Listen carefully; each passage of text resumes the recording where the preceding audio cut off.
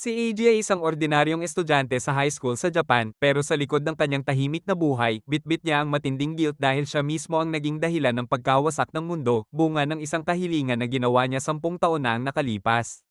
Pero nang muling sumiklab ang isang malaking banta na posibleng tuluyang magwasak sa mundo, nagpasya siyang maging bayani at iligtas ang lahat. Ang lahat ng ito ay nagsimula noong bata pa si AJ, isang masayahin at simpleng batang Hapon.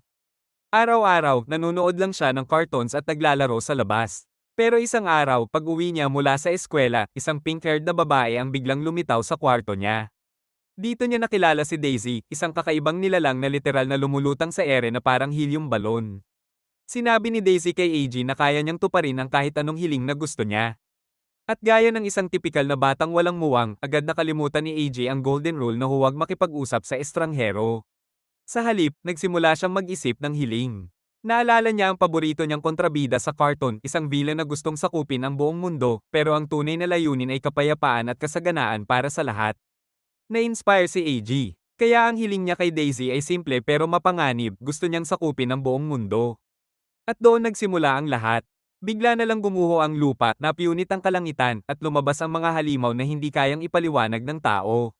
Isang napakalaking trahedya ang naganap, ang tinatawag ngayon bilang The Great Destruction. Si AG, naguguluhan at takot, pilit na inililigtas ang sarili. Pero hindi naging ganoon kaswerte ang kanyang stepsister, si Sena, na malubhang nasugatan sa sakunang iyon. Lumipas ang 10 taon, pero hindi pa rin mapatawad ni AG ang sarili. Sa isang iglap, nawala ang milyon-milyong buhay, at nasira ang buhay ng kapatid niya. Ngayon, isa na siyang high school student, pero isa na rin siyang outcast. Tahimik, laging mag-isa, at iniiwasan ng karamihan. Sa klase nila, tinatalakay ng kanilang guro ang kasaysayan ng Great Destruction at ang mga taong tinatawag na Orders, mga nilalang na may espesyal na kapangyarihan. Marami na ngayon ang Orders, at karamihan sa kanila ay nasa ilalim ng pamahalaan, tumutulong para sa kabutihan. Pero sa kabila nito, marami pa rin ang naniniwalang isa sa kanila ang naging sanhi ng malagim na trahedya noon. Dahil dito, hindi mapakali si AG. Lumabas siya ng silid-aralan, kunwari nahihilo. Habang pauwi, nadaanan niya ang isang grupo ng mga tao na nagpoprotesta laban sa mga orders, sinisigaw na dapat daw puksain ang lahat ng may kapangyarihan. Pinili ni AG na huwag makialam. Umuwi na lang siya, pero pagpasok sa kwarto, nandun ulit si Daisy, ang pink-haired na babae na minsang nagbago ng kanyang kapalaran. Medyo nainis si AG. Bakit ka na naman nandito? Hindi ba sinabi ko nang lumayo ka sa akin? Ngumiti lang si Daisy at sinabing huwag siyang mag-alala, siniguro raw niyang hindi siya nakita ni Sena. Umupo si AG, napabuntong hininga, at seryosong nagtanong, bakit ka pa rin gumagawa ng mga order, kahit alam mong maaari silang maging sanhi ng pagkawasak ng mundo? Sabi lang ni Daisy, trabaho raw talaga niya ang magbigay ng mga kahilingan at hindi niya basta-basta pwedeng tigilan iyon. Sinabi rin niyang huwag nang sisihin ni AJ ang sarili niya sa nangyari 10 taon na ang nakalipas dahil sa tingin niya, wala naman talagang kinalaman ang hiling ni AJ sa Great Destruction. Sa puntong ito, halos hindi na rin maalala ni AJ kung ano talaga ang hiniling niya noon. Wala rin siyang ideya kung ano ang tunay niyang kapangyarihan dahil ni minsan, hindi pa niya iyon ginamit. Hinimok siya ni Daisy na subukan at tuklasin kung ano ang kakayahan niya. Pero si AJ, kalmado lang at walang pakialam sa mga kapangyarihan. Imbes na mag-eksperimento, nagpa siya na lang siyang matulog. Nagising siya nang marinig ang boses ng kapatid niya, si Sena, na kumustang parang walang nangyari. Tinanong siya nito kung kamusta ang araw niya at kung ano ang pakiramdam ng mamuhay bilang isang normal na tao. Pagkatapos, bigla itong nagtanong, Kuya, kung ikaw kaya ay maging isang order, ano ang hihilingin mo? Biglang napahinto si AG, kinabahan, at halos atakihin sa kaba. Ginawa niya na ang lahat para maitago ang katotohanan na isa siyang order. Lalo na kay Sena. Pero maya-maya, na-realize niyang hindi naman talaga alam ni Sena ang totoo, simpleng tanong lang iyon. Napabuntong hininga si AJ at ngumiti ng kaunti. Hindi ko rin alam, siguro, sabi niya. Ngumiti si Sena at sagot niya, ako, ang hihilingin ko lang ay makasama ka palagi at sana, bumalik sina mama at papa. Napangiti si AJ sa sinabi ng kapatid at marahang tinapak ito sa ulo. Matulog ka na. Maaga pa bukas. Kinabukasan, habang half-asleep pa siya sa klase. Inanunsyo ng teacher nila na magkakaroon sila ng bagong transfer student, isang cliché na eksena sa mga anime. At tulad ng inaasahan, ang bagong estudyante ay isang napakagandang babae na may pink na buhok.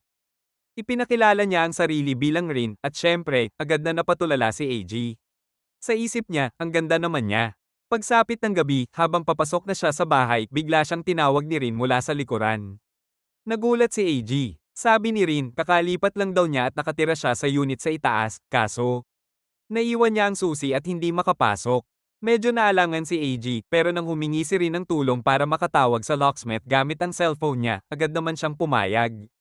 Inimbitahan pa niya ito na pumasok saglit habang hinihintay. Pero maling-mali ang naging desisyon niya. Pagkapasok pa lang nila, bigla siyang tinamaan ng matinding kuryente, tinasar siya ni Rin hanggang mawala ng malay. Pagmulat ng kanyang mga mata, nasa sala na siya, nakagapos, habang si Rin ay kalmado lang na naglalabas ng isang katana mula sa bag. I'm an assassin, sabi ni Rin. At nandito ako para tapusin ka. Hindi makapaniwala si AG. Bakit mo to ginagawa? Wala naman akong ginawang masama sa'yo. Ngunit malamig lang ang sagot ni Rin. Alam kong ikaw ang order na nagdulot ng Great Destruction. Dahil sa hiling mong iyon, nasunog ang nanay ko hanggang mamatay at nabulunan sa usok ang tatay ko habang sinusubukang iligtas ako.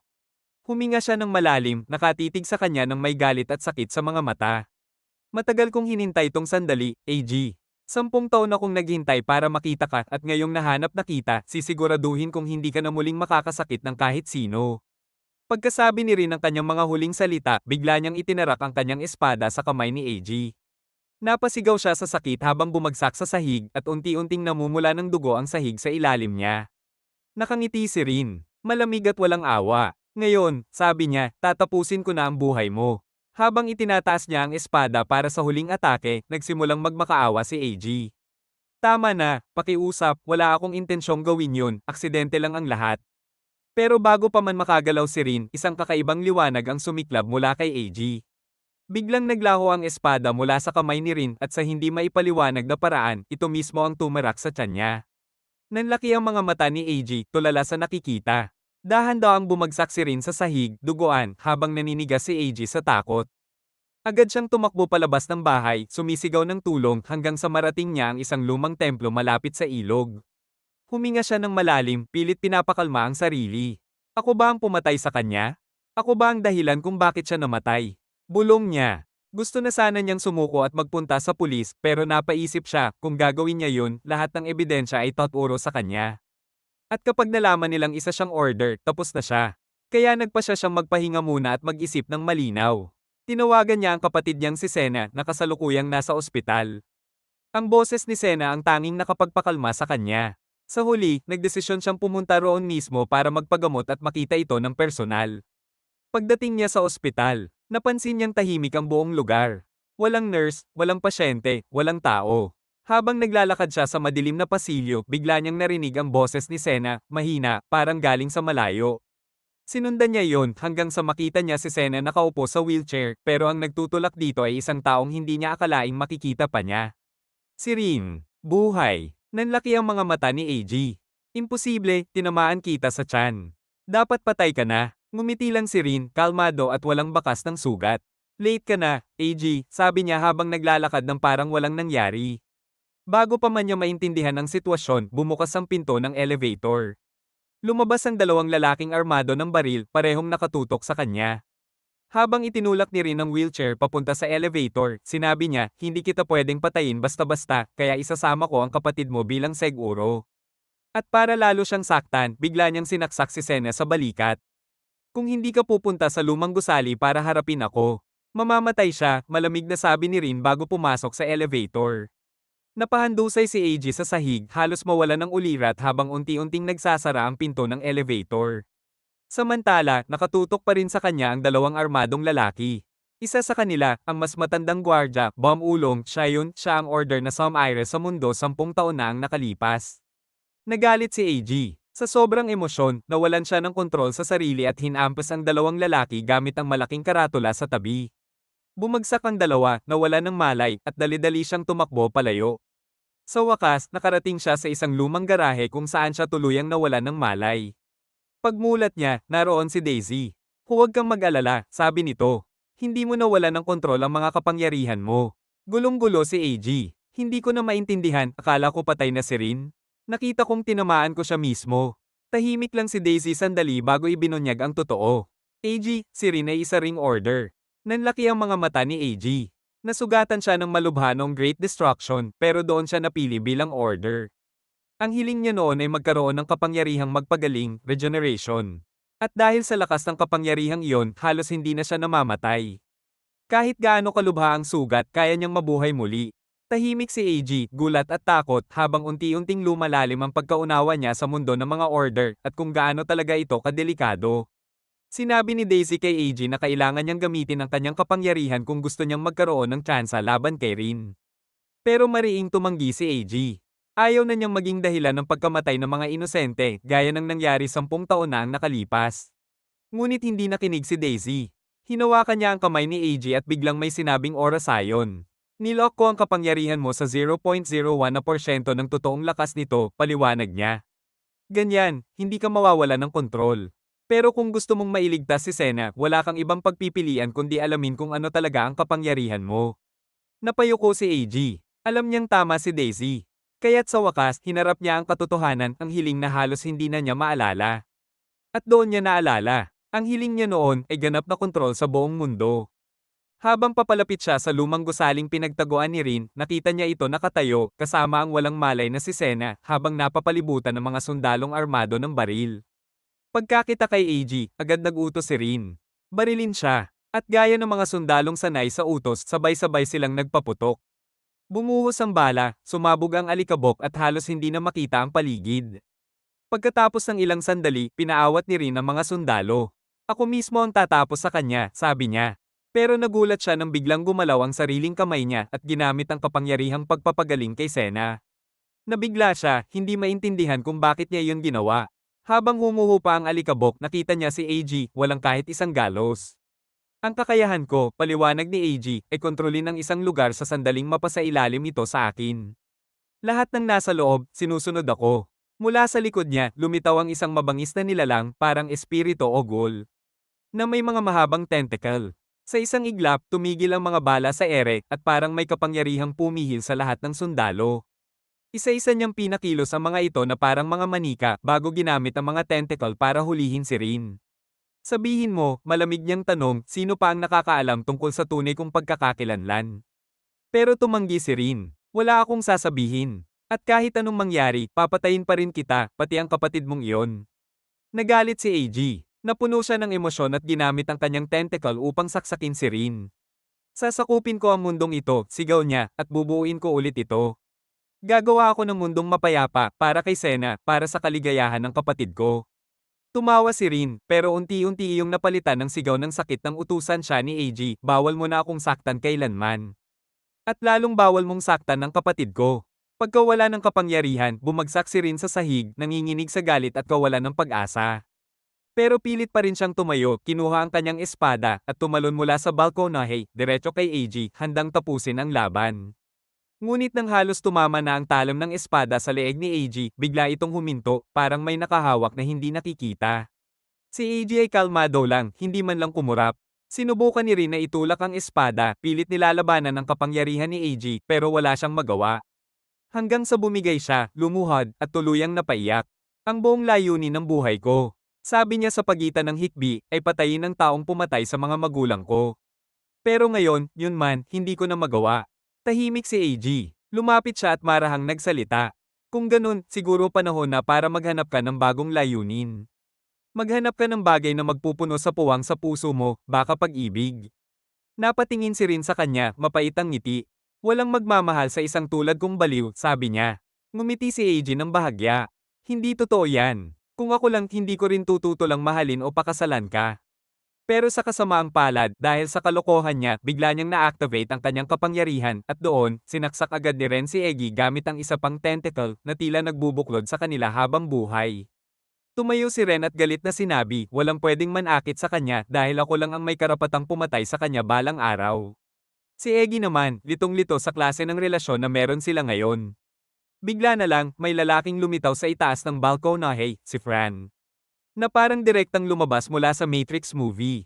Binati niya si Eggy dahil sa bagong kapangyarihang nakuha nito, pero agad din niyang sinabi na walang silbihan laban sa akin. Napaisip si Eggy tungkol sa kapatid niyang babae, pero bago pa siya makagalaw, ginamit ni Fran ang kakayahan niyang huminto ng oras. Sa isang iglap, nawala siya sa harap ni Eggy, at biglang lumitaw sa likod niya, sabay sinubsob ang mukha ni Eggy sa lupa. Sabi ni Fran, dadalhin daw nila si Eggy sa bagong tayong underground government headquarters para pagdesisyonan kung ano ang gagawin sa kanya. Pagdilat ni Eggy, nasa loob na siya ng isang pasilidad, nakapulupot sa straitjacket at halos hindi makagalaw. Iniisip niya kung nasaan ang kapatid niya at kung ligtas pa ito. Habang nag-iisip siya, pumasok si Ren sa silid at sinimulang kalagin ang mga tali niya.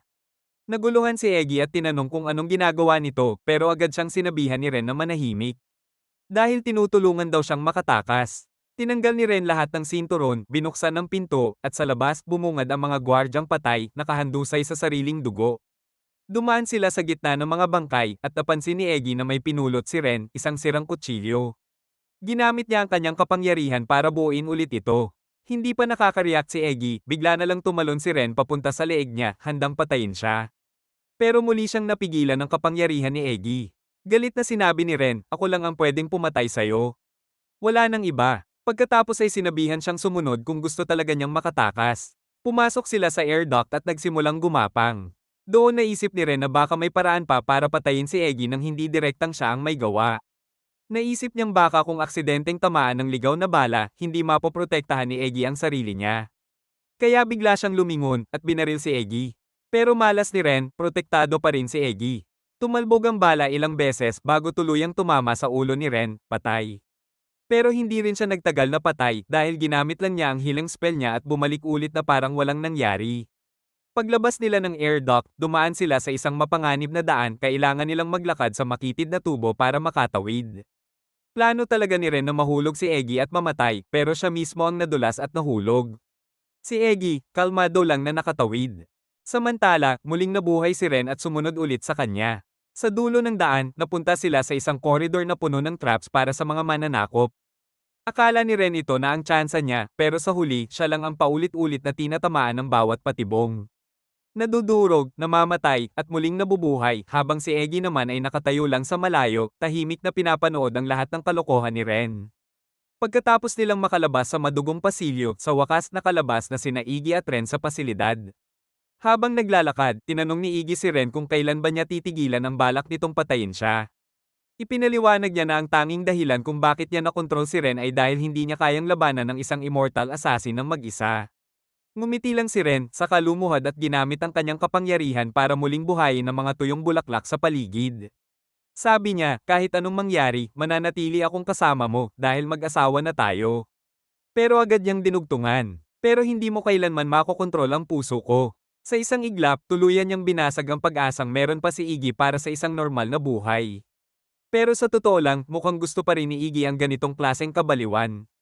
Pagkatapos noon, nakarating sila sa kabilang dulo ng pasilidad kung saan may 200, isa papunta sa kalayaan, at isa papunta kay Sena. Para kay Iggy, madali lang ang desisyon. Pipiliin niyang iligtas si Sena. Pero biglang hinaranggan siya ni Ren. Sinasabing tiyak daw siyang mamamatay kung pipilitin niya yun.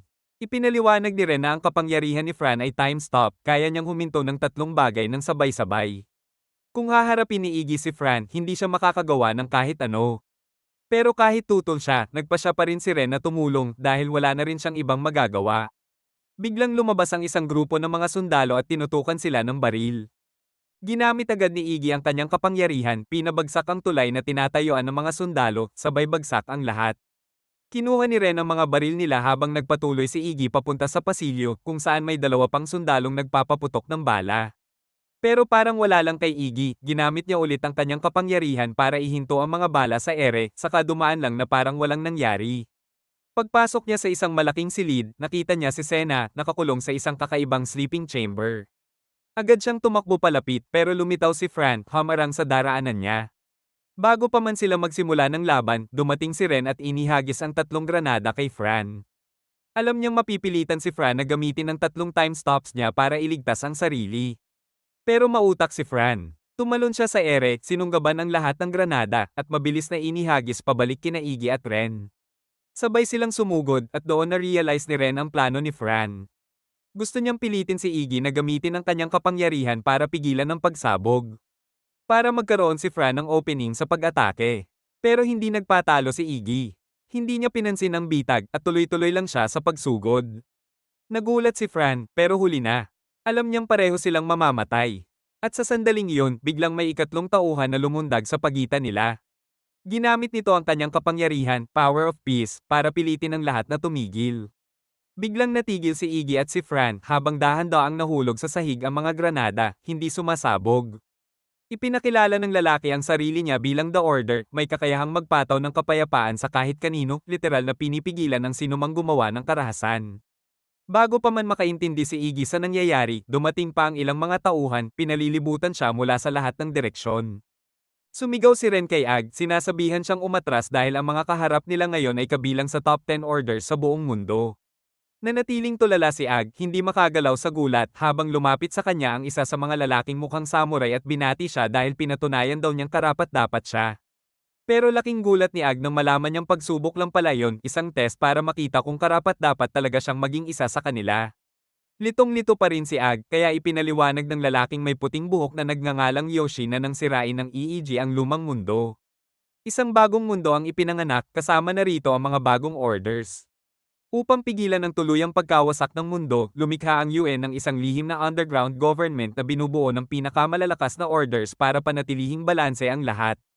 Ngayon, gamit ang kapangyarihan ng EEG, nagpasya silang sakupin ang buong mundo upang lumikha ng isang bagong lipunan, isang mundong mapayapa at maunlad kung saan ang mga orders ay iginagalang at sinasamba, hindi minamaliit na mga ordinaryong tao.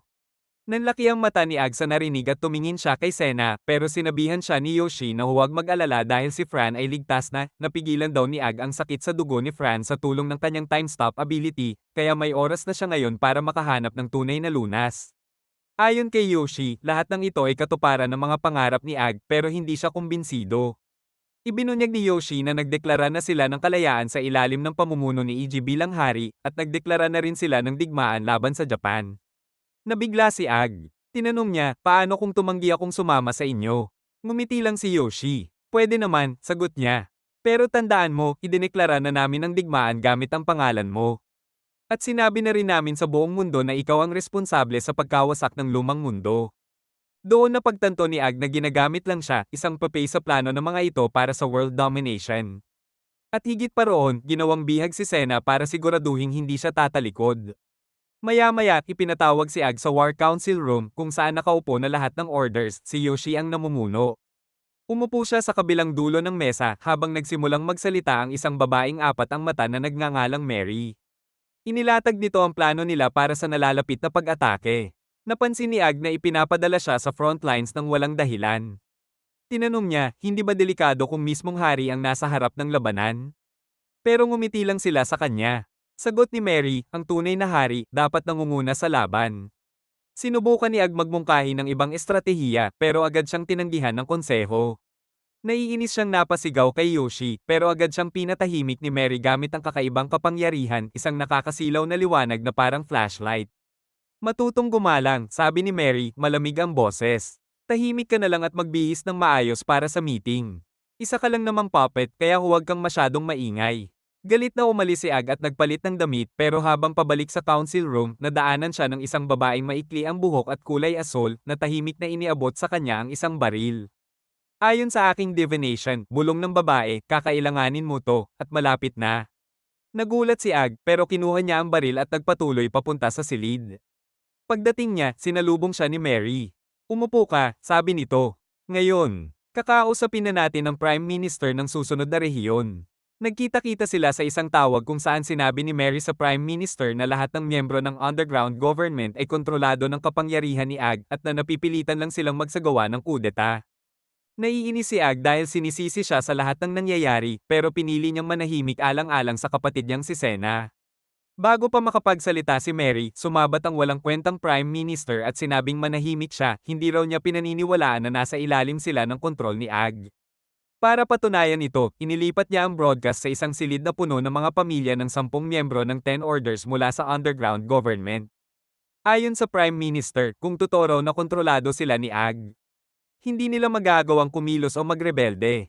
Kaya't sa malamig na boses, iniutos niya ang pagbitay sa lahat ng hostages, pamilya ng mga itinuturing niyang traidor. Nagulat si Mary sa narinig habang isa-isang pugutan ng ulo ng mga sundalo ang mga bihag, walang kahit kititing na awa. Habang pinapanood ng mga miyembro ng order, wala silang magawa kundi titigan ang karumal-dumal na eksenang nasa harap nila. Gulat na gulat si Ag sa kalupitang yon, habang nanginginig naman si Mea, takot na baka pati kapatid niya ang isunod. Ngunit bago pa makapag-utos ulit ang Prime Minister, tumawa si Ag, isang nakakakilabot na tawa, at sinabing, ang pagpatay mo sa kanila, walang saysay. Pagkasabi noon, hinugot niya ang baril at binaril si Mary sa dibdib. Nabigla ang Prime Minister, pero hindi pa doon natapos si Ag. Isa-isa niyang binaril ang lahat ng miyembro ng Ten Orders hanggang sa nagsipaghulog ang mga ito sa sahig, akala ng lahat patay. Hindi makapaniwala ang Prime Minister, tulala sa nakikita niya. Pero ang totoo, ginamit ni Ag ang kapangyarihan niya para pigilin ang mga bala bago pa ito tumama sa kanila, ilusyon lang ang lahat. Patapos na sana ang pulong nang biglang bumukas ang pinto sa likuran niya at sumugod si Ren, may hawak na espada, diretso kay Ag. Isang sobrang tanga at padalos-dalos na galaw at bago pa siya makalapit, binaril siya ni Ag sa ulo, sabay double tap sa harap ng buong mundo. Tahimik ang lahat. Hinarap ni Ag ang natigil ang Prime Minister at malamig na sinabi, ibigay mo sa akin ang syudad o gugunawin ko ang lahat. Pagkatapos ng broadcast, unti-unting bumangon ang mga miyembro ng Ten Orders, buhay pala silang lahat. Si Ren naman, gumaling agad gamit ang sarili niyang healing power, sabay napaisip, ano bang ginawa ko para pagtripan ng ganito? Sa kabila ng lahat, mukhang kontento ang grupo. Malamang ay kumbinsido na ang Prime Minister na si Ag lamang ang utak ng kaguluhan. Kinabukasan, naghanda sila para sa unang offensiba. Si Ag, Ren, at ilang sundalo ay ipinadala para sumalakay sa syudad. Habang naglalakad sila sa ilalim ng mga tunnel, sinabi ni Ag kay Ren na ipapakita niya sa Ten Orders ang totoo niyang kapangyarihan at pipilitin silang hanapan ng lunas si Senna. Sinabihan siya ni Ren na isa iyong tanggang plano, pero sagot ni Ag, magkakaugnay ang tadhana natin. Gusto mo man o hindi, tutulong ka sa akin. Nagpatuloy silang naglakad, pero halatang naiinis ang mga sundalo sa utos na sumunod sa isang binatilyo lang. Bigla, nabitak ang kisame sa itaas nila at hindi pa man bumabagsak ang mga bato, nagtakbuhan na agad ang mga sundalo, iniwan si Ag at Ren sa gitna ng panganib. Habang pilit pinipigilan ni Ag na gumuho ang kisame, sinabi ni Ren na umatras na lang sila. Pero ayaw magmukhang duwag ni Ag kaya nagpas siyang sumulong pa rin. Bago pa man sila makakilos, biglang tumakbo ang babaeng may asul na buhok, si I.O., at ginamit ang kapangyarihan niya sa divination para hulaan kung saan babagsak ang mga bato. Sinabihan niya silang sundan siya, at mabilis siyang tumakbo papunta sa labasan habang iniiwasan ng mga bumabagsak na bato gamit ang kanyang abilidad. Buti na lang, ligtas silang lahat ng makalabas ng lagusan. Pagdating sa labas, lumingon si Ayo kay Ag at sinabing ang tunay nilang misyon ay iwasan ang labanan at siguruhing makuha ang target na tinatawag na Rock God. Naguguluhan at naiinis si Ag na pagtanto niyang ginagamit lang pala siya ng Ten Orders bilang utusan. Kaya nagpa siya siyang ipakita sa kanila kung sino talaga ang dapat boss. Habang nagmumuni-muni, napapansin niya ang hair ribbon ni Ayo at sa sobrang weird, sinubukan pa niya itong abutin. Buti na lang, alerto si Ayo. Bigla siyang tumalon sa bubungan at sumigaw, humingi ka muna ng consent. Sabay sabi pa na ayon daw sa tatay niya, kapag may humawak sa ribbon niya, mabubuntis siya. Siyempre, hindi naniwala si Ag, alam naman niyang hindi ganon nabubuo ang mga bata, pero nangako siyang hindi na uulitin. Habang bumababa siya mula sa bubungan, nadulas si Ayo at nasaktan ang binti niya. Bago pa man siya matulungan ni Ag, biglang dumating si Ren, sinasabing nahanap na niya ang Rock God. At doon, isang dambuhalang rock monster ang lumitaw at sinimulang wasakin ang paligid. Tinangkang kontrolin ni Ag gamit ang domination power niya, pero hindi gumana, kasi avatar lang pala ito. Hindi ang mismong gumagamit. Wala siyang choice kundi tumakbo kasama si I.O. Pero imbes na tulungan sila, si Ren pa ang nagbubunyag ng pwesto nila sa halimaw para mapatay si Ag. Nagkubli sila ni I.O. sa ilalim ng tulay, at doon napansin ni Ag na sugatan ito. Sinubukan niyang tulungan siyang tumayo pero nadulas si I.O. at sa paghablat niya, hair ribbon niya ulit ang nahawakan. Agad siyang humingi ng tawad pero laking gulat niya nang biglang lumobo ang tiyan ni I.O. at napaiyak ito. Natarante si Ag, wala siyang oras mag-isip kaya binuhat niya si I.O. at tumakbo palayo. Samantala, lumitaw ang may-ari ng Rock Monster Avatar, si Kiyo, at nagsimulang makipag-usap kay Ren. Samantala, nagtago si Ag kasama si I.O. pero bigla siyang hinawakan ng babae at sinabing, malapit na akong manganak. Nagpanik si Ag, hindi alam ang gagawin, pero sinabi ni I.O. na makinig siya, ayon sa kanyang divination, tinutugis siya ng United Nations at magpapalipad sila ng nuclear missile sa lungsod na ito, buburahin ang lahat sa paligid. Nagulat ng husto si Ag. Hindi niya alam kung anong gagawin. Sinubukan niyang kontakan ng headquarters pero kahit ang walkie-talkie niya, wala ng signal. Napag-isipan ni Iggy na ang pinaka-importante ngayon ay siguraduhing ligtas si I.O. Kaya agad niya itong binuhat at tumakbo papunta sa lungsod. Pagdating doon, nakakita siya ng grupo ng mga tao at agad nagtanong kung saan ang pinakamalapit na ospital. Mabuti na lang at mabilis niyang nahanap ang ospital. Sabi ng nurse, buti na lang nakarating ka sa oras, ligtas na si Io ngayon. Nilagay nila si Io sa isang kwarto, sabay binati si Iggy, akala nila bagong tatay siya. Hindi alam ni Iggy kung anong sasabihin, kaya nanahimik na lang siya habang iniisip kung paano niya iligtas ang lungsod mula sa paparating na sakuna. Biglang bumangon si Io at sinabing kasalanan niya ang lahat ng ito na dapat siyang iwan ni Iggy at iligtas ang sarili niya. Pero nainis si Iggy at mariing sabi, tama na yan. Hindi ako tatakas sa responsibilidad ko. Sa gitna ng usapan, napansin niya ang isang cell tower malapit doon at may network jammer sa ibabaw nito. Samantala, hinahabol pa rin ni Kyo si Ren. Pilit niya itong kinukumbinsi na sumama sa kanya para patayin si Iggy at kung magagawa nila yun, mapipigilan pa raw ang pag-launch ng missile. Pero si Ren, makulit at matigas ang ulo, hindi niya alam kung dapat ba niyang tanggapin ang alok. Buti na lang bago siya makapagdesisyon. Nagawa ni Iggy na sirain ang jammer at agad siyang nakakontak kay Ren. Inutusan niya ito, Ren, patayin mo ang Rock God. Sumunod agad si Ren. Hinugot niya ang espada at buong lakas na inatake si Kyo. Nasalag ni Kyo ang atake gamit ang higanteng maso niya pero hindi pa tapos si Ren. Mabilis niyang inayos ang espada gamit ang kapangyarihan niya at muling sumugod, tagos ang paghiwa sa hangin. Balik kay Iggy, nakakonect na siya sa headquarters. Sabi ni Mary sa comms, Iggy, umalis ka na riyan. Maglo-launch na ang UN ng missile. Pero huli na. Napatigil si Iggy nang makita sa langit na launch na nga ang missile. Lumingon siya kay Ren, pero laking gulat niya nang makita itong naging bato, neprify ni Kyo, ang Rock King. Dahil dito, agad na inutusan ni Yoshi si Mary. I-order mo sa lahat ng tropa na umatras. Hayaan na si Iggy at ang grupo niya. Nagulat si Mary, pero sinunod pa rin ang utos. Ngayon, mag-isa na lang si Iggy. Tumakbo siya pabalik sa ospital pero dumating si Kyo at ang halimaw na bato, winasak ang pader. Mabilis na kumilos si Iggy. Ginamit niya ang command magic niya para gumawa ng air pressure wall na siyang sumalo at nagligtas sa lahat mula sa tiyak na kamatayan. Habang hinihingal, na-realize niya, kailangan niyang ilikas ang buong populasyon ng lungsod bago pa tuluyang masira ang lahat. Pero biglang naglaro ng madumi si Kyo. Sumigaw siya sa mga tao, si Iggy ang order mula 10 taon na ang nakalipas. Siya ang dahilan ng pagkawasak ng mundong to. Nag-alit ang mga tao, nagsisigawan, nagbabatuhan ng bato, at sabay-sabay na sumisigaw ng, mamatay ka, Iggy. Habang lumalakas ang aura ni Kyo, sinubukan ni Iggy na sigawan ang mga tao, kung gusto niyo akong sampain, gawin niyo pagkatapos kong iligtas kayong lahat. Pero sa isang nakakagulat na pangyayari, biglang sinaksak ng nurse sa likod si Iggy gamit ang isang scalpel. Binaliktad pa niya ito ng may matinding galit dahil naalala niya ang pagkamatay ng anak niya noong panahon ng pagkawasak. Si Ko, akala niya natapos na ang misyon niya, ang tanging natitira na lang ay mamatay kasama ng iba. Pero laking gulat niya nang muling bumangon si Iggy. Ginamit niya ang domination power niya para kontrolin ang lahat ng tao sa paligid kasama na si Kyo at inutusan silang mabuhay sa kabila ng paparating na nuclear blast. Namangha si Kyo sa tibay ng loob ni Iggy. Sa sandaling kontrolado niya si Kyo, nagawa ni Iggy na sakupin ang rock monster at tumalon sa ibabaw nito, sabay tumingin sa paparating na missile. Napailing si Kyo, akala niya nababaliw na si Iggy. Kahit kasi gamitin pa nito ang air pressure magic, imposibleng makaligtas sa missile na iyon. Pero hindi sumuko si Iggy, hinugot niya ang scalpel mula sa likod niya at ginamit ang gravity reversal spell sa missile. Medyo bumagal ang takbo nito, pero hindi pa rin sapat para mapatigil. Kaya ginamit ni Iggy ang rock monster bilang higanteng kamay para abutin at pigilan ang missile. Ilang segundo itong gumana hanggang sa tuluyang mabasag ang braso ng halimaw. Habang halos sumuko na si Iggy, biglang lumitaw mula sa kawalan sina Ben, ang samurai guy, at Lauren, ang blondie. Ginamit ni Ben ang avatar niya at agad pinulbos ang missile sa isang iglap. Nanlaki ang mata ni Iggy, hindi niya maunawaan kung paano nagawa yun. Pero sabi ni Ben, humiling ako ng kapangyarihang walang kapantay, ngayon kaya kong burahin ang kahit anong bagay hanggang sa atomic level.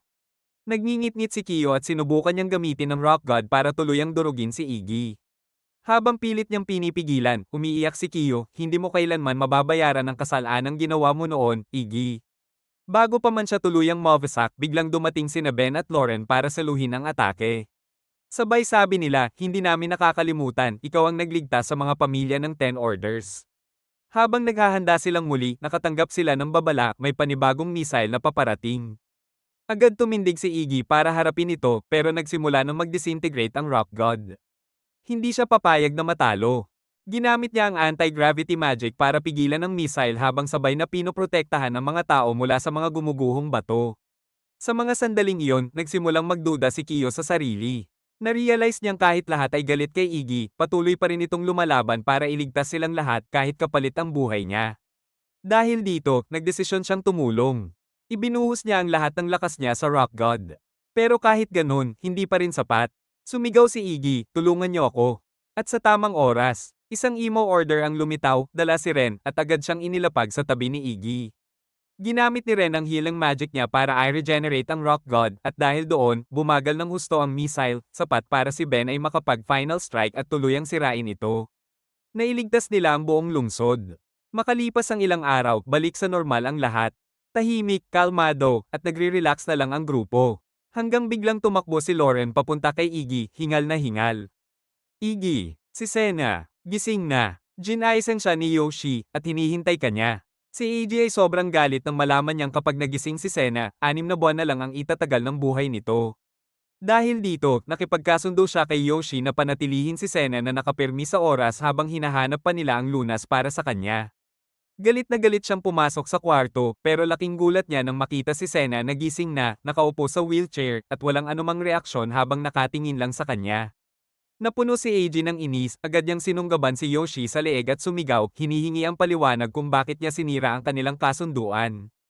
Kalma lang daw, sabi ni Yoshi. Mukhang hindi raw naaalala ni Sena ang nangyaring pag-atake ni Ren. Medyo nakahinga ng maluwag si Eiji, ibig sabihin, hindi pa alam ni Sena na siya mismo ang order na responsable sa pagkamatay ng napakaraming tao 10 taon na ang nakalipas. Sinubukan niyang makipag-usap kay Sena, pero doon niya napagtantong sinabi na pala ni Yoshi sa kanya ang totoo, na may sakit siya at 6 na buwan na lang ang natitira sa buhay niya. Dito na siya tuluyang nawasak at sinampal niya ang kuya niya sa mukha dahil matagal na pala nitong dinadala mag-isa ang bigat ng katotohanang iyon. Pero niyakap siya ni Eiji, at nangakong hindi na kailanman magsisinungaling sa kanya. Matapos iyon, binuhat niya si Sena pabalik sa kama. At syempre, may disclaimer pa na hindi sila magkadugo bago magsimula ang isang innocent na bath scene na parang straight out of a rom-com anime. Makalipas ang ilang oras, habang nagpapahinga si Eiji sa common room, lumapit ang isang sundalo at sinabing inilipat daw ni Yoshi si Sena mula sa silid nito. Biglang nag-init ang ulo ni Eiji at dali-daling tumakbo para hanapin siya. Buti na lang, hindi mahirap hanapin si Yoshi, at pagdating niya, diretsahan niyang sinabihan ito na bitawan si Sena. Pero si Yoshi, syempre, may ibang plano.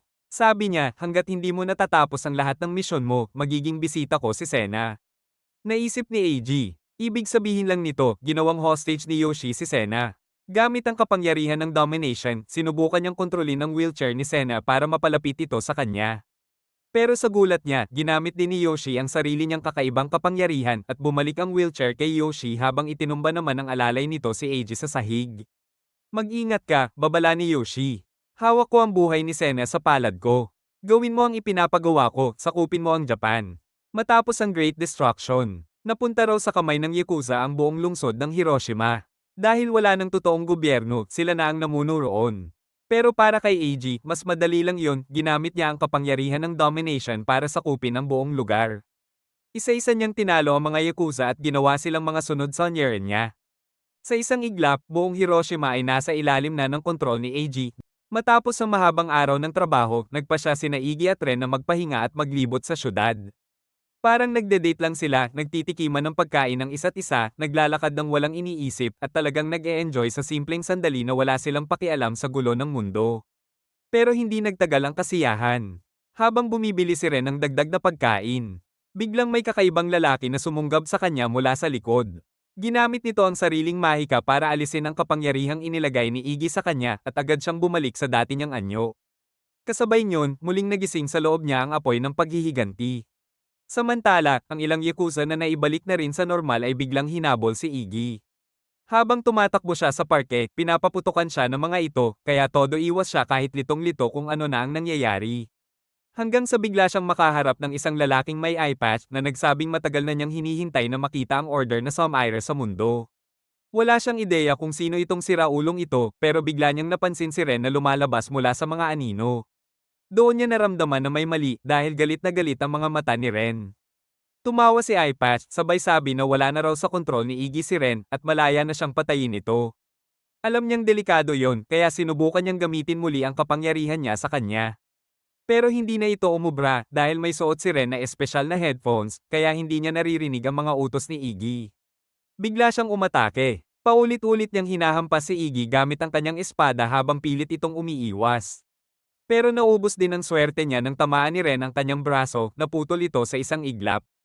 Bagsak si Iggy sa lupa, napasigaw sa sakit habang nakatutok ang espada ni Ren sa kanyang mukha. Ngunit bago pa siya mapatay, biglang dumating si Ribbon Girl at sinagip siya, itinabi siya sa ligtas na lugar. Sinubukan ni Ben na pigilan si Ren, sinabing siya na ang bahala sa mahinang babaeng ito. Pero pinigilan siya ni Iggy, ayaw niyang saktan si Ren dahil si Ren pa rin yon at gusto pa rin niya itong mailigtas.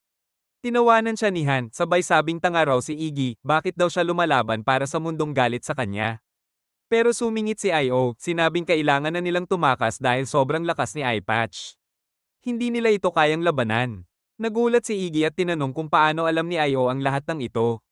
Doon lang umamin si Io na ang buong grupo ng Ten Orders ay nilikha para talunin ang iisang lalaking iyon. Pero hindi umatras si Iggy. Tumanggi siyang tumakas nang hindi nililigtas si Ren. Si Ren naman, lalo pang lumakas, sinugod niya si Ben at napabagsak ito bago muling lumapit kay Iggy. Bago pa siya makapagsaksak, tumalon si Io sa harap ni Iggy, tinanggap ang tama at agad na bumagsak sa lupa. Duguan. Walang pag-aatubili si Ren, agad niyang tinangkang itarak muli ang espada kay Iggy, pero nakagawa ito ng air barrier para hadlangan ang atake niya. Sinubukan niyang abutin si Ren, pero hindi siya marinig dahil sa headphones. At nang magtagpo ang kanilang mga mata, nakita niya roon ang matinding galit at pagkamuhi. Para bang bumagsak ang puso niya sa nakita. Pero pinilit niyang paniwalaan na kontrolado lang si Ren ni iPath at hindi iyon ang tunay na siya. Kaya sa desperasyon, pumulot si Iggy ng bato at ginamit ang kapangyarihan niya, pinaputok iyon diretso kay Eyepatch na tinamaan sa dibdib at tinuhag ang kanyang katawan. Pero bago pa man siya makapagdiwang, biglang tumawa ng malakas yung lalaking may eyepatch. Sabi niya, tanga raw si Iggy kung iniisip niyang magpapakita agad ang totoong order. Ang totoo, si Eyepatch Guy ay isa lang palang utusan, isang pawn lang, habang yung tunay na order ay nagtatago at siya ang kumokontrol sa kanya. Bigla niyang nilikha ang napakalaking itim na enerhiyang parang static na agad hinayla si Iggy papasok. Pero bago siya tuluyang makain, biglang bumagsak mula sa langit si Yoshi, gamit ang espesyal niyang kakayahan, ang pagpapasabi ng kahit anong kasinungalingan at gawing totoo. Sumigaw si Yoshi, si Iggy ay nasa labas na ng static energy at ganap ng gumaling. At sa gulat ni Iggy, bigla nga siyang lumitaw sa labas, buo ulit ang kanyang braso na dati naputol. Hindi pa doon nagtatapos, sinigaw pa ni Yoshi na buhay at walang sugat sina Io at Ben. Sa isang iglap, tumayo nga silang dalawa na parang walang nangyari. Pero halatang takot si Eyepatch Guy kay Yoshi, umatras siya, pero bago pa makatakbo, binigyan siya ni Yoshi ng isang malakas na suntok sa mukha, sabay knockout. Doon na nagsitakbuhan ang mga natira, kasama si Ren. Tinawag pa siya ni Iggy, pero sinigawan lang siya nito ng mura at tumakbo palayo. Lumingon si Iggy kay Yoshi at galit na tinanong, sino ba talaga yung mga yun? Biglang lumitaw si Daisy sa harap nila at sinabing, ang kalaban mo ay isang order na ang pangalan ay Jen, walang iba kundi ang tatay mo. Nagulat si Iggy. Hindi siya makapaniwala, ang ama niyang akala niya ay namatay sa panahon ng Great Destruction, buhay pa pala. Sumigaw siya kay Daisy, pilit na pinapagsalita ito ng totoo, pero kalmado lang na sabi ni Daisy, buksan mo ang mga mata mo. Ikaw ang pipili, maniniwala ka ba sa katotohanan? O gusto mong mabuhay sa kasinungalingan? Tahimik lang si Yoshi, halatang naguguluhan din, kaya inutusan niya sina Iggy at Io na mag-imbestiga tungkol sa ama ni Iggy sa probinsya. Siyempre, na-excite si Iggy sa posibilidad na makita ulit ang ama niyang akala niya ay matagal nang patay, kaya agad siyang pumayag. Kinabukasan, umalis silang dalawa sa isang bagong paglalakbay. Huminto sila sa isang ramen shop para sa masaganang tanghalian ng walang katapusang mangkok ng ramen. Busog na busog si Iggy nang bigla niyang maalalang, wala pala siyang pera. Broke na bro, parang ikaw lang, haha. Pero sanay si Io sa mga ganitong lalaki, kaya ngumiti lang siya at sabi, huwag kang mag-alala, sagot na ng grupo natin ang gastos. Pero nagdahilan pa rin si Iggy, sinasabing nasa kay Ren pa raw ang wallet niya. Halata namang bad mood pa rin siya dahil kay Ren, habang si Io naman ay masaya kasi silang dalawa lang ni Iggy ang magkasama. Maya-maya, sumabit sila sa likod ng isang mini truck papunta sa destinasyon nila. Sinubukan ni Io na kumilos ng medyo malandi kay Iggy, pero napagtanto niyang wala talaga siyang pag-asa, si Iggy, si Ren pa rin ang laman ng isip. Napabuntong hininga na lang siya at tumahimik. Pagdating ng gabi, nakarating sila sa isang napakalaking kuweba, ang lugar na kailangan nilang imbestigahan. Bumaba sila ng sasakyan at naglakad papasok, handang tuklasin kung ano ang naghihintay sa loob. Habang naglalakad sa serye ng mga madidilim na lagusan, bigla nilang napansin na may mali. Habang bumabagsak ang kisame ng kuweba, napatigil si Io sa sobrang gulat, natulala siya sa takot. Buti na lang, mabilis si Eggy at agad siyang hinablot papalayo, sabay takbo sa loob. Sabi pa niya, ayoko maging content sa YouTube na Cave Death Compilation, kaya takbo tayo. Tumakbo si Eggy ng todo habang sumisigaw kay Io, gamitin mo yung powers mo sa divination. Magtanong ka ng sign o kung saan tayo dapat dumaan. Pagkatapos ng ilang segundo, natauhan si Io at ginamit ang kanyang kakayahan. Nakakuha siya ng parang fortune cookie message na nagsasabing, tumakbo lang ng diretso. Pero bago pa niya masabi kay Eggy, bigla siyang nag-alangan, parang nagduda siya sa sarili niyang kakayahan. Nalunod siya sa sariling isip habang patuloy na sigaw ni Eggy, Io.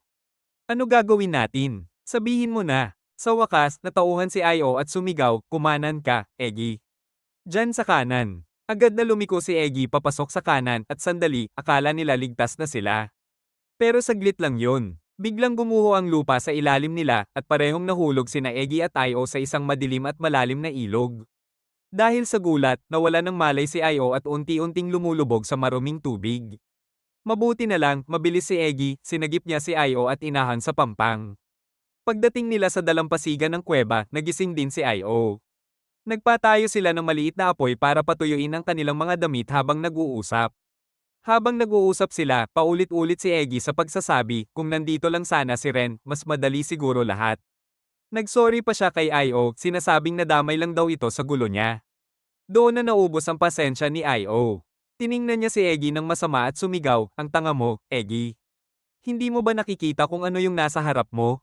Huminga siya ng malalim, sabay sabi, simula pa noong bata ako. Lagi kong pinapangarap kung sino ang magiging future husband ko. At nung nakuha ko yung powers ko, yun agad ang una kong tinanong. At ngayon, alam ko na, ikaw yun, Eggy. Pero ang sakit-sakit marinig na puro si Ren pa rin ang iniisip mo, yung babaeng halos patayin ka at iniwan ka sa unang pagkakataon. Natigilan si Eggy. Hindi niya alam kung ano ang isasagot. Pero bago pa siya makariyak, biglang lumindol ang lupa. Mula sa gitna ng kuweba, may lumabas na napakagandang babae, kalahating Diyosa, si Kami.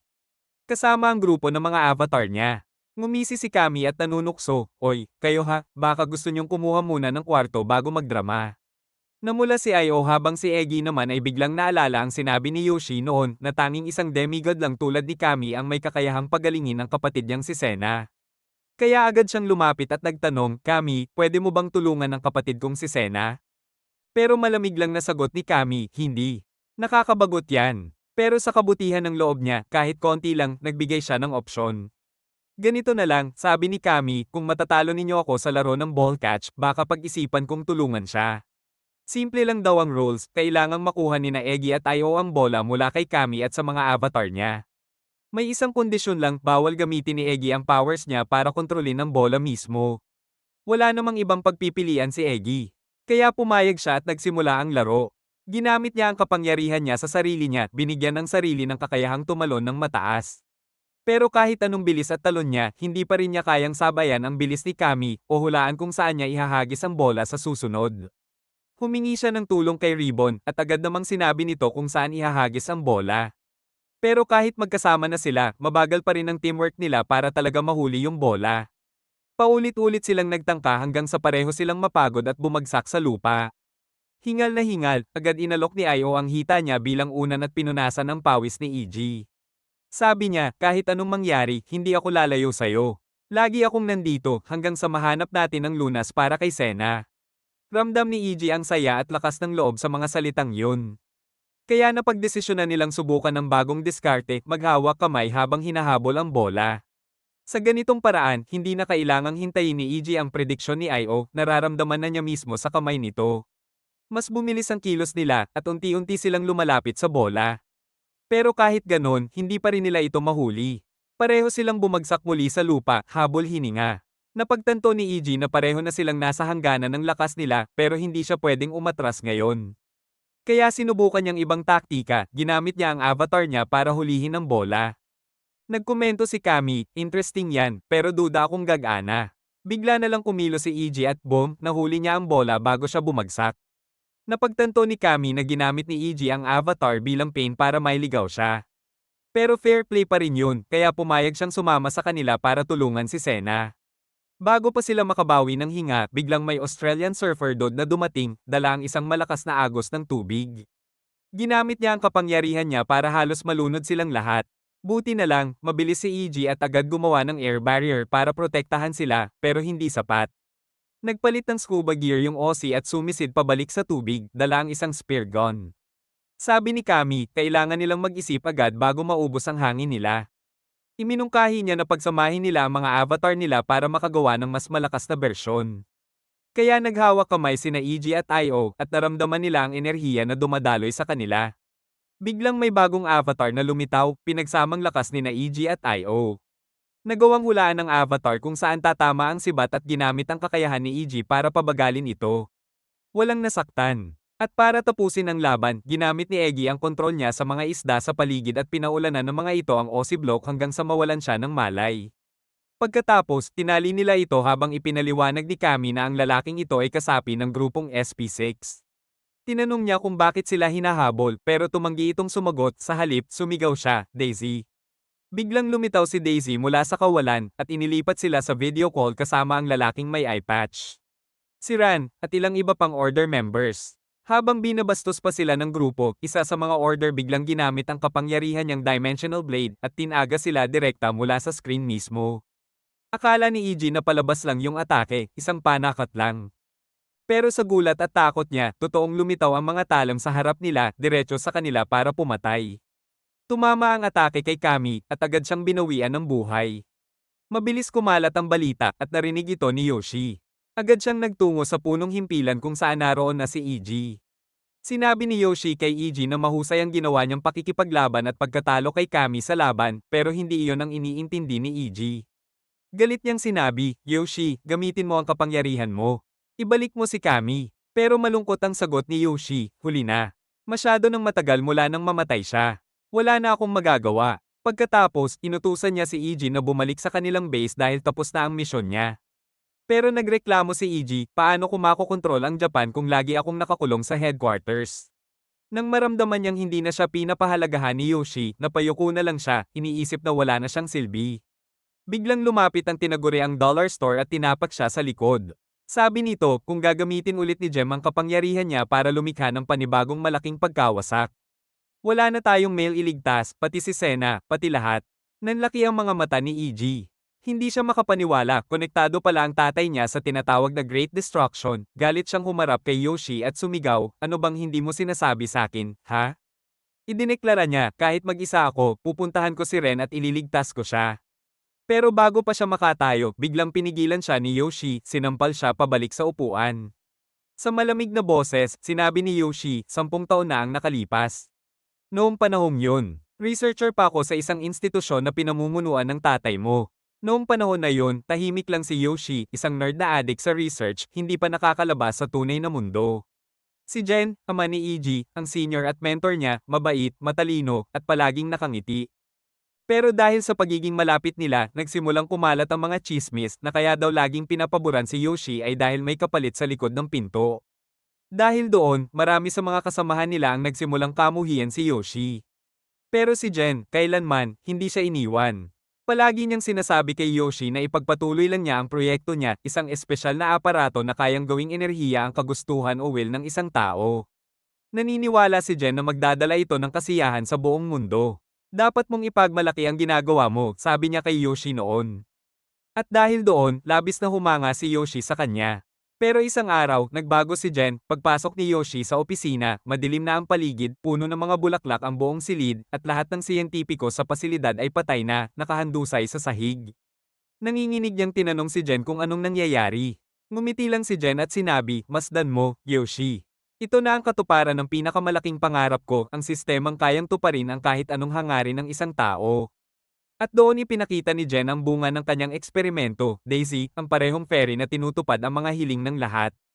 Pinalaya ni Jen si Daisy sa mundo, at di nagtagal, ang kahilingan ni EG mismo ang naging dahilan ng pagkawasak ng mundo. Pero ayon kay Yoshi, plano na pala talaga iyon ng kanyang ama.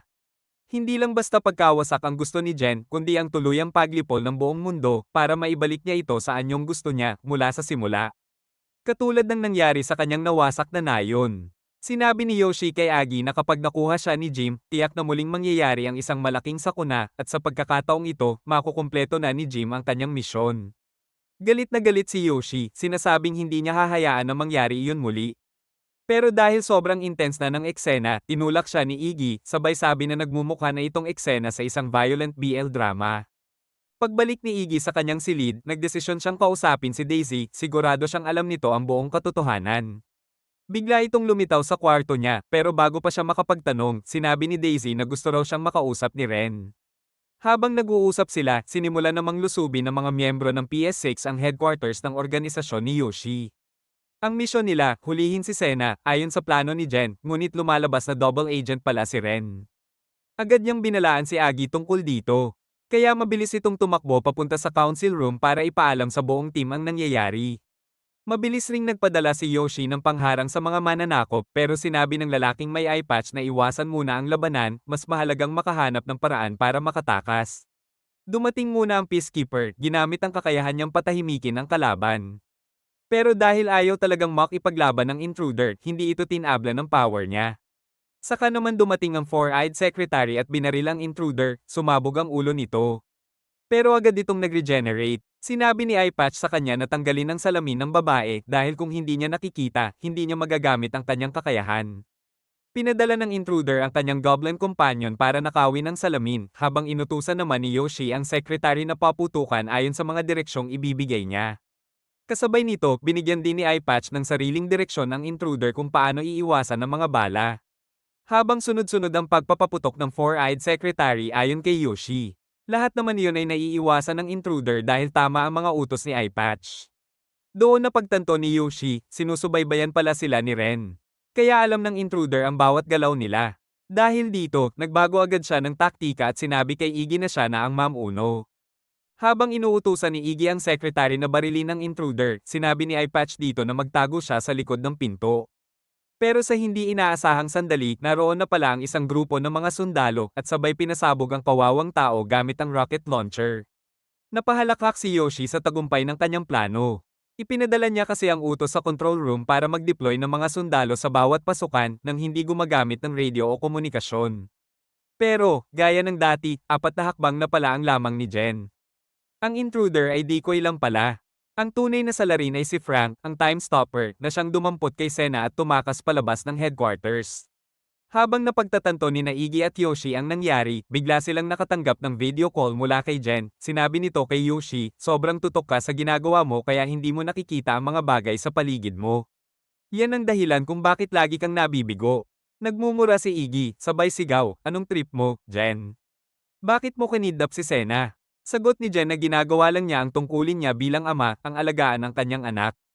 Pagkatapos niyang sabihin yon, binaban niya ang tawag. Wasak si EG. Sa wakas kasi, may unang kumpirmasyon na si Jen nga talaga ang tatay niya. Ibinigay ni Io kay EG ang tinatayang lokasyon ni Sena, kaya nagdesisyon si EG na siya na mismo ang magliligtas sa kanya. Pinipigilan siya ni Yoshi, sinasabing kapag nahuli siya ni Jen, siguradong may panibagong malawakang pagkawasak na naman. Pero hindi na iniintindi ni EG ang kapalaran ng mundo, basta mailigtas lang niya ang kapatid niya. Pinalaya niya ang lahat mula sa kontrol niya. Sabay sabi kay Yoshi na hindi naman talaga tayo naging team bago siya umalis ng silid. Ginamit niya ang kakayahan ng Dollar Store, isang ability na kayang mag-warp sa espasyo, para makarating sa destinasyon nila. Pero pagdating nila roon, sirang-sira na ang lugar, gaya ng nangyari sa kuweba ni Cam. Samantala, dinala ni Frank si Sena sa isang barko kung saan naghihintay sina Eyepatch at Ren para kunin siya. Sabi ni Frank kay Patch, may kasunduan siya kay Jen, siya mismo ang maghahatid ng dalaga. Pero sabi ni Patch, pag-usapan muna nila ito, sabay utos kay Ren na isama muna si Sena sandali. Habang naliligo ang dalawang magkaibigan, ikinwento ni Ren kay Sena na nawala ang asawa at mga anak ni Frank noong Great Destruction. Dahil doon, hiniling niyang magkaroon ng kapangyarihang huminto ng oras para mailigtas sila. Hindi niya sila nailigtas noon pero nangako si Jen na bubuhayin ang pamilya niya kapalit ng pagdadala niya kay Sena. Ibinunyag din ni Ren na si EG mismo ang nasa likod ng Great Destruction at gusto niyang maghiganti sa kanya.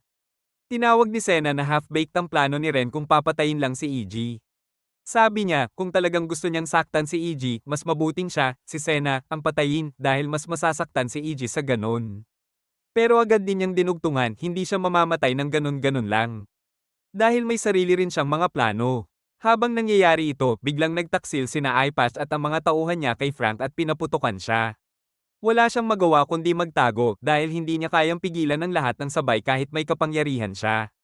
Biglang dumating si Sena at natigil ang putukan. Tinawag niya si Frank na duwag kasi humiling siya ng kapangyarihang kayang ipagpaliban lang ang kapahamakan pero hindi baguhin ang tadhana. Tinuligsa rin niya ang ideya ng mga kahilingang tinutupad ng iba. Dahil ayon sa kanya, ang tunay na Chad nakakamit ang gusto niya gamit ang sariling lakas. Pagkatapos, tinakot niya si Eyepatch, sabi niya, kapag pinatay nila si Frank, magpapakamatay siya, at siguradong hindi matutuwa si Jen sa mangyayari. Kapalit nito, gusto niyang aipangako ni Frank na mananatili siyang tapat at poprotektahan siya anuman ang mangyari. Maya-maya, kinuha na ni Sena ang kontrol ng barko at natuklasan niyang ang leader ng kalaban ay walang iba kundi ang mismong ama niya. Hindi siya makapaniwala, nakita raw niyang namatay ito noong araw ng Great Destruction. Pero bigla niyang na-realize, hindi naman pala siya nasa bahay noon.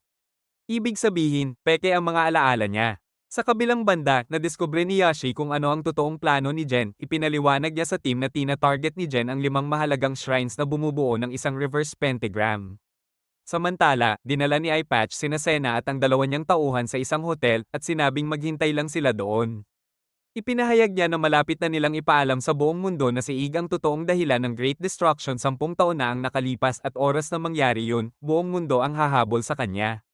Pagkatapos sabihin yon, iniwan niya silang tatlo. Sinubukan ni Santa na kontakin si Ig pero hindi gumagana ang telepono o kahit ang internet sa hotel. Ayaw pa rin niyang sumuko, kaya nakaisip siya ng ibang paraan para makuha ang atensyon ng mundo bago pa may palabas ni Eyepatch ang binagong bersyon ng kwento. Kinapanayam niya si Ren, tinanong ito tungkol sa Great Destruction, at di nagtagal, dumagsa ang napakaraming reporter sa harap ng hotel. Ikinwento ni Jen na 10 taon na ang nakalipas mula nang sinimulan niya ang pananaliksik kung paano gawing enerhiya ang mga hangarin ng tao. Ginagawa raw niya ito para hanapan ng lunas ang karamdaman ni Sena. Araw at gabi siyang nagtrabaho hanggang sa isang araw ay nagkaroon siya ng vision, isang tanawin ng gate patungo sa espiritual na mundo. Pinaliwanag niya na ang mga katawan nila ay nasa pisikal na mundo, kaya dito nangingibabaw ang mga batas ng realidad. Pero sa kabilang panig, ang isipan ang nasusunod at pwedeng maging totoo ang mga hangarin. Ipinahayag ni Jen na matapos ang ilang taong pagsisikap, nagawa niyang ipakita sa realidad ang gate at makipag-ugnayan sa babae sa kabila nito. Si Sena raw ang unang taong natupad ang kahilingan at dahil doon, bumukas ang gate at ipinanganak ang mga orders. Biglang sumakit ang ulo ni Sena. Pareho pala silang apektado ng memory-altering avatar. Nagsimulang sisihin ni Sena ang sarili sa Great Destruction pero agad siyang pinigilan ni Jen. Hindi mo kasalanan. Ako ang dahilan ng lahat ng iyon, sabi niya. Ipinahayag ni Jen na nang buksan ni Sena ang gate noon, nasira ito. At ngayon, siya lang ang tanging makakaayos at makakabukas muli nito.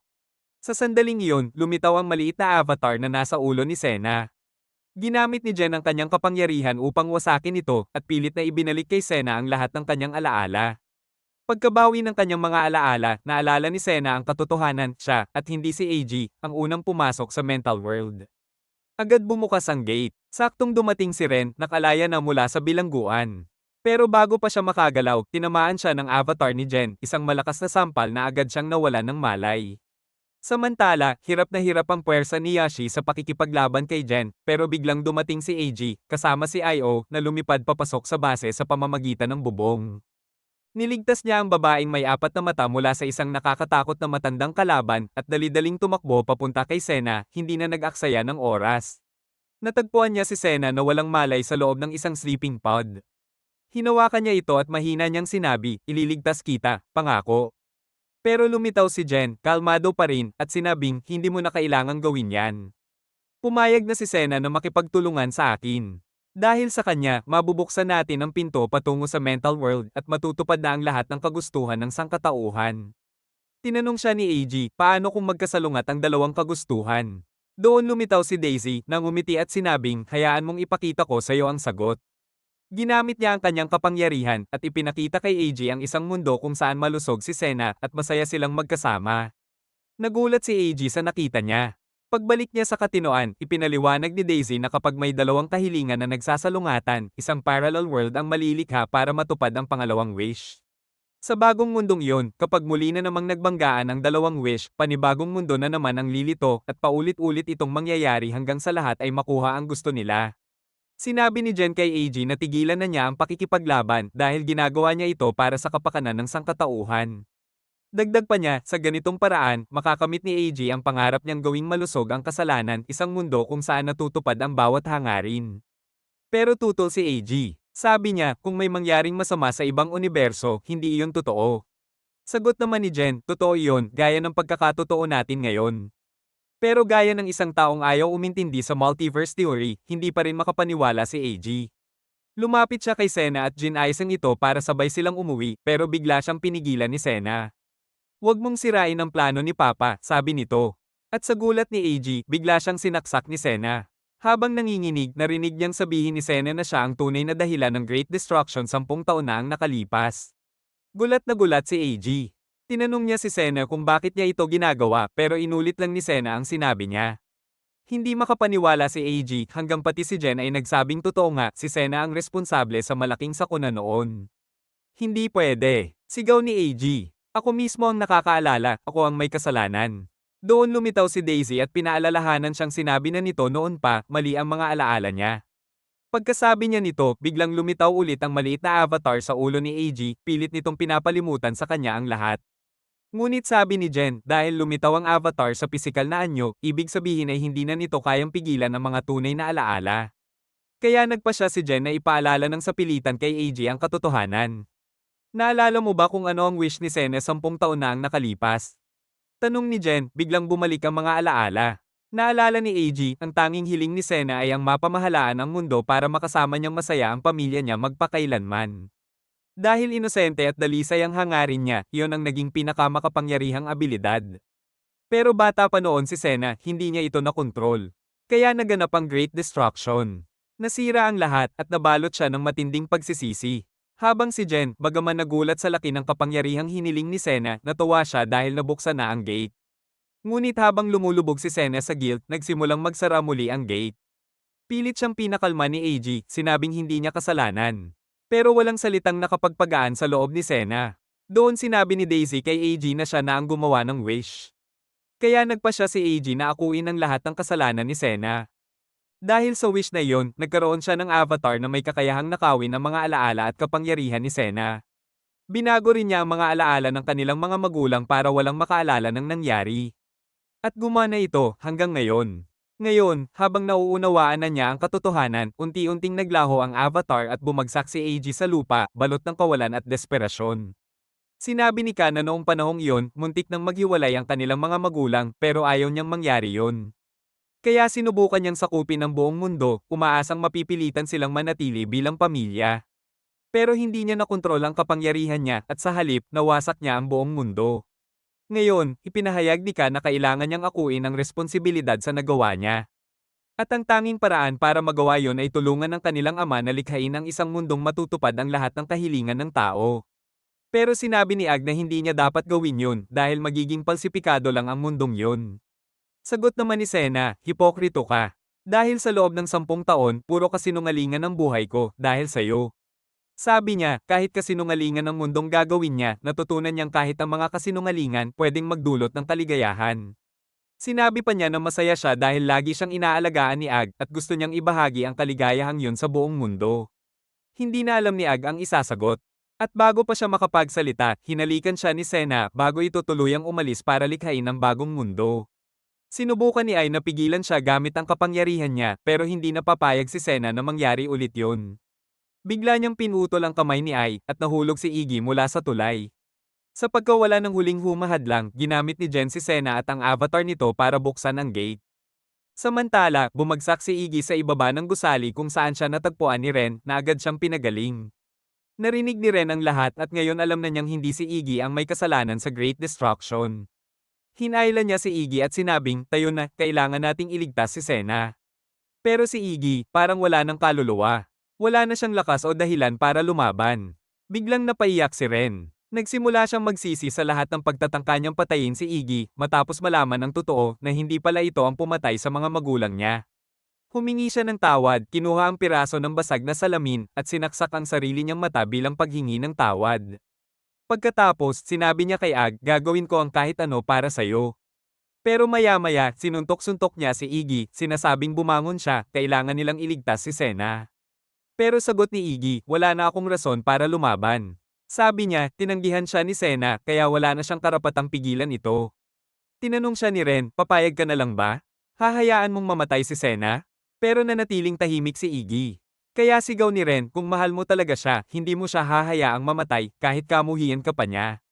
At doon, naparealize si Iggy. Tumayo siya at hiniling kay Ren na tulungan siyang iligtas si Sena. Tumango si Ren, hinalikan siya, at pinagsama nila ang kanilang mga avatar, pinagbuklod ng iisang hangarin, protektahan si Sena. Samantala, nabuksan na ni Jen ang gate at biglang nag-black and white ang buong mundo, parang sinapian ng glitch o filter mula sa impyerno. Pero hindi pa tapos, dumating si Yoshi at ang team niya. Pagdating pa lang, agad niyang itinutok ang Glock niya kay Jen, galit na galit. Sinabi niyang pinagkatiwalaan at iginagalang niya si Jen, pero pinagtaksilan siya nito. Lumabas ang totoo, ang galit ni Yoshi kay Jen ay ugat sa daddy issues niya. Gusto sana niyang gamitin siya ni Jen bilang unang test subject sa eksperimento para buksan ang mental world. Sinabi niya, kung ako lang sana ang pinayagan mong mauna, hindi sana nangyari ang Great Destruction. Masaya sana tayong lahat ngayon. Nang makita ni Yoshi na wala siyang lakas ng loob para barilin si Jen, pumagitna ang kakampi niya at sinubukang patumbahin si Jen gamit ang kakayahan niyang suicide bombing. Pero bigla siyang natigilan at yung babaeng may apat na mata ang agad na umatake kay Jen. Sa kasamaang palad, napatigil din siya dahil pinoprotektahan ni Frank si Jen, doon nagpa siya si Yoshi na kontrahin ang kakayahan ni Frank gamit ang sarili niyang kapangyarihan. Pero hindi niya kayang balewalain ang time freezing ability ni Frank habang aktibo ito.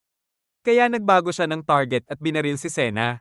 Ngunit napigilan din ni Frank ang bala at doon naman pumasok si Jen na agad tumawag sa kanyang blind samurai para ipagpatuloy ang laban. Sumugod si Yoshi para makipagsabayan. Pero bigla namang dumating sina Iggy at Ren. Dumiretso sila sa samurai na madaling nakalusot sa kanila. Pero gamit ang pinagsamang lakas nila, agad ding gumaling ang dalawa. Habang binablock ni Ren ang espada ng samurai at gumagawa ng puwang, sinamantala ni Iggy ang pagkakataon at sinipa ang samurai hanggang mawala ng malay. Pagkatapos noon, sinalubong niya si Jen at sabay nilang ginamit ang kanika-nilang mga kakayahan, nagbanggaan ang dalawang puwersa. Ililigtas ko si Sena, sigaw ni Iggy. Sagot naman ni Jen, tutup din ko ang hiling niya. Sa tindi ng banggaan nila, lumalakas ang mga alon at nagsisimulang ma-distort ang espasyo sa paligid.